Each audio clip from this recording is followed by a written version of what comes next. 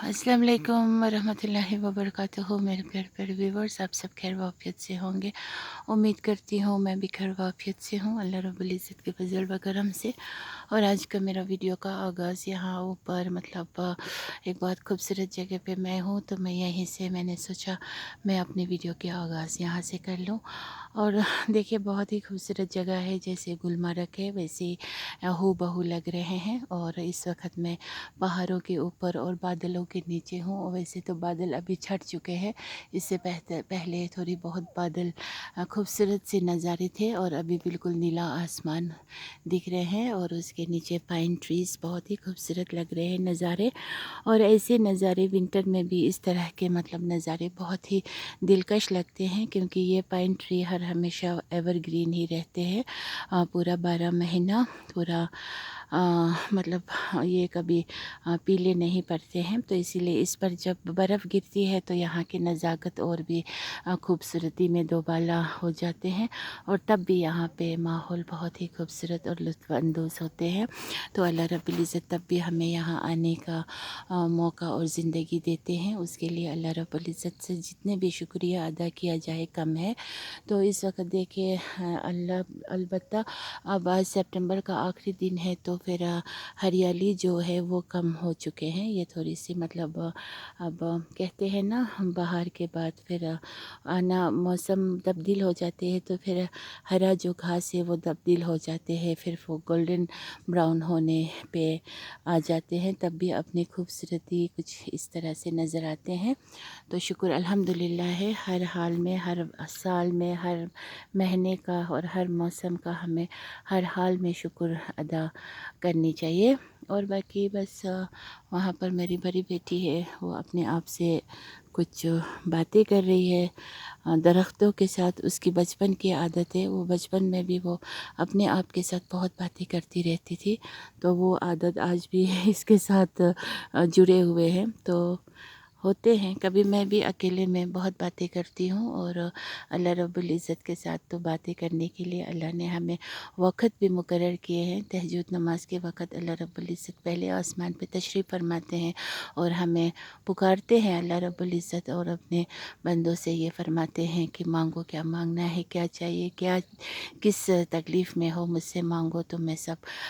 दे दूँगा। तो उसका मतलब ये नहीं है कि आप तहज्जुद पे उठे और आपने कुछ मांगा तो उसी वक़्त या दूसरे तीसरे दिन या कभी कुछ ऐसा नहीं हुआ, ऐसी बात नहीं है। अल्लाह रब्बुल इज़्ज़त ज़रूर पूरा फरमाते हैं। इस दुनिया में हमारे साथ मुश्किलात हो, तंगी हो, कुछ भी हो, तो अल्लाह रब्बुल इज़्ज़त दुआ कभी रद्द नहीं फरमाते हैं। दुआ इस दुनिया में भी कबूलियत हो जाते हैं, और सबसे बेहतरीन जो है वो अल्लाह रब्बुल इज़्ज़त आखिरत का ज़ख़ीरा बना के रख देते हैं। खुशकिस्मत होंगे वो जो अल्लाह रब्बुल इज़्ज़त उसकी दुआ कबूल करके फिर आखिरत की ज़ख़ीरा बना के, अगर अल्लाह रब्बुल इज़्ज़त उसके हित में अगर रखते हो, तो इससे बड़ी बात कुछ भी नहीं हो सकते हैं। क्योंकि ये दुनिया तो फ़िलहाल के लिए है, आर्ज़ी पे है, कब क्या हो जाए, मौत कब आ जाए कुछ पता नहीं है। तो इसीलिए असली जो ज़िंदगी है वो तो कब्र से शुरू होंगे, और इंशाअल्लाह रहमान अल्लाह ताला जब डे ऑफ जजमेंट आएंगे तो अल्लाह रब्बुल इज़्ज़त हमें जन्नत एंट्री देंगे, जन्नतुल फिरदौस में आला मकाम हमें नवाजेंगे। तो इससे बेहतर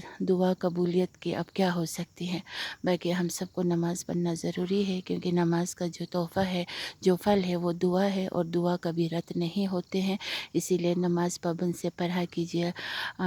हज़रात जो भी मेरे व्यूवर्स हो, उन सबको अल्लाह रब्बुल इज़्ज़त नमाज़ पढ़ने की तौफ़ीक नसीब अदा किया कर दे। और रियाकारी वाला नमाज बिल्कुल मत पढ़िए, दिखावा वाला काम बिल्कुल मत कीजिए। जो भी कीजिए दिल से कीजिए, और अल्लाह की खुशनुदी के लिए कीजिए, और अल्लाह से खौफ़ज़त रहिए, और अल्लाह से लालच रखिए, और अल्लाह को बस राज़ी करने के दिल में यही उमंग रखिए। और लोगों को राज़ी करने के लिए आप अपने आप को, अपनी ज़िंदगी को और अपने ईमान को कमज़ोर मत कीजिए, क्योंकि लोगों को छोड़िए पीछे, अल्लाह को राज़ी कीजिए। जब अल्लाह राज़ी हो जाएंगे तो हम सब का बेड़ा पार लग जाएंगे, और कितने खुश नसीब और खुश किस्मत लोग होंगे जो अल्लाह को राज़ी कर पाते हो। तो इसीलिए मैं तो हर अल्लाह के नेचुरल میٹنگ سے بہت ہی زیادہ خوش ہوتی ہوں، اور باقی میرے دل میں سب کے لیے ڈھیر ساری محبت ہے، اور میرے دل میں بہت چاہت اور ارمان ہے کہ کبھی کچھ اللہ تعالیٰ مجھے برکت کرے اور میں ان لوگوں کے کام آ سکوں جو واقعی میں نیڈی ہو، واقعی میں وہ لوگ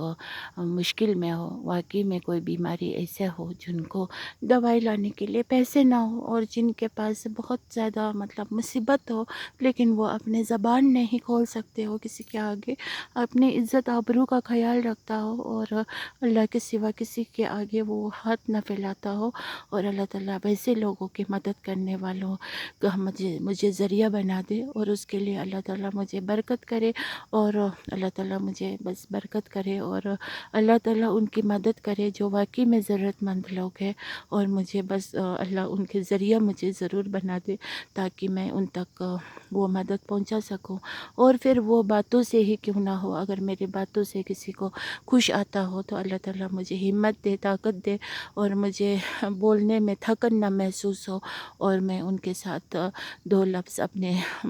باتوں سے ان کو تسلی دے سکوں، کیونکہ آج میٹھی بات، اچھی بات، سچی بات بولنے والوں کی بہت کمی ہے، اور آج جھوٹے بات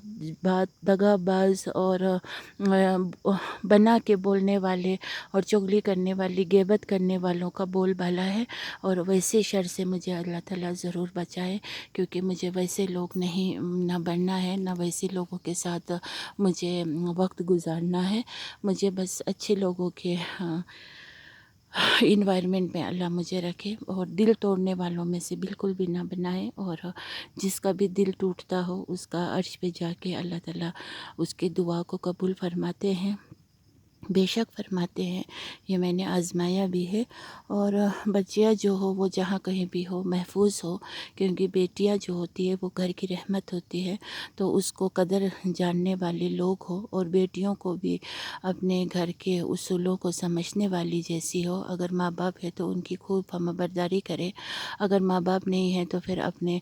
چاچا کی، پھوپھی کی، اپنے گھر کے دادا کی، دادی کی، اور ان کے بات کو سمجھے، اور ان کے خدمت گزار کرے، اگر وہ لوگ بد کلامی بھی کرے تو اس چیز کو مد نظر رکھتے ہوئے فی سبیل اللہ کے نام پہ ان کے ساتھ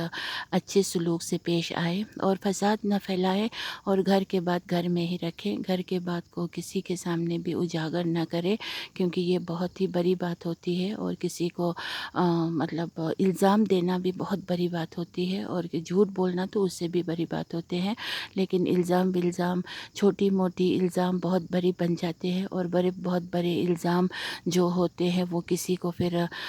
سمجھ بھی نہیں آتا ہے، سر سے اوپر چلا جاتا ہے، اور اسی طرح سے بڑے بڑے گھر کے بات جو ہے وہ اپنے گھر تک ہی رکھے، اور باقی بس ہر وقت اللہ اور رسول کا محبت دل میں ہو، اور فکر رکھے اس دنیا کا، اور موت کا بھی فکر رکھے، اور بد کلامی، بد زبانی اور گالی مت دیجیے کبھی بھی، اور بڑے بھی چھوٹوں کو گالی نہیں دیجیے، اور چھوٹے بھی بڑوں کو گالی نہیں دیجیے، اور گھر کے دادی ہو، نانی ہو، ان کو ڈھیر سارا محبت اور عزت دیجیے، اور ان کی غلطیوں کو چھپائیے نہیں، ان کو اگر بیٹا ہو تو ماں غلط جا رہے ہیں تو بیٹا ماں کو سمجھائے، نہ کہ اس کو اور بھی گناہ میں ملوث کرے، ایک تو بڑھاپا ہو چکے ہوتے ہیں اللہ کے سامنے، ان کو بھی حساب دینا ہے، ان کے بھی اپنے بد کلامی، بد زبانی کا اللہ کے سامنے حساب دینا ہے، اللہ کسی کو بھی معاف نہیں کریں گے جو بے رحم ہوں گے، یا پھر جو اللہ کے اصولوں کے پورا